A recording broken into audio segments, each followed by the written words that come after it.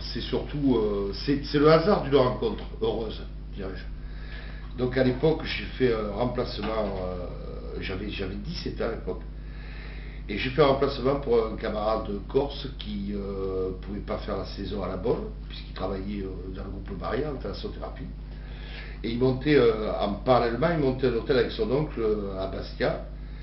Et donc il s'est désisté pour la saison. Il m'a téléphoné en me demandant si je pouvais le remplacer. J'ai accepté et je suis parti à la Bolle dans le groupe Barrière. Et donc tu as commencé dans l'hôtellerie finalement.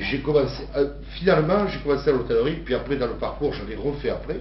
Mais la rencontre déterminante, ça a été vraiment là. Et à l'origine, j'étais engagé pour être garçon de bain. Donc je m'occupais des curistes, je portais les peignoirs, les serviettes, je m'occupais des curistes.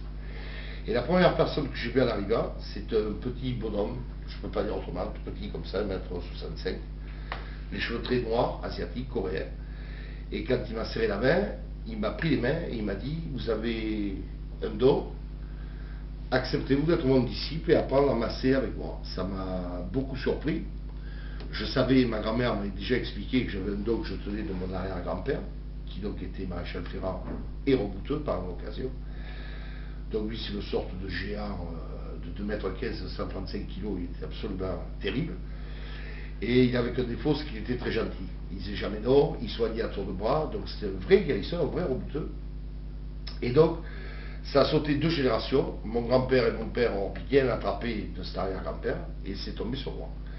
Donc très tôt, j'ai su que je soignais les migraines, les torticolis, je le faisais pour les amis, la famille, les gens très très proches. Et le jour où j'ai eu des gens extérieurs à mon cercle familial qui m'ont demandé l'imposition des mains, de soigner, j'ai eu peur, ce qui est une réaction assez logique à 14 ans, et j'ai posé la question à la grand-mère, j'ai dit voilà, ou tu m'en as pas assez dit, ou il y a quelque chose que tu me caches, il faut que tu m'expliques un peu d'où ça vient, parce que, et voilà, c'est là qu'elle m'a révélé que mon grand-père était un vrai rebouteux. Donc là déjà, ça m'a quelque part un peu rassuré. J'ai dit bon voilà, je sais pourquoi j'ai ça. Et donc à 17 ans, quand j'ai rencontré Kim, mon maître coréen, il m'a simplement dit, tu seras mon disciple, est-ce que tu vas pas m'amasser? J'ai répondu par l'affirmative, j'ai dit oui. Et j'ai appris quantité de choses avec lui pendant 4 années, où on est resté ensemble, où j'ai travaillé alors été comme hiver. Finalement, je suis resté à la Thalasso.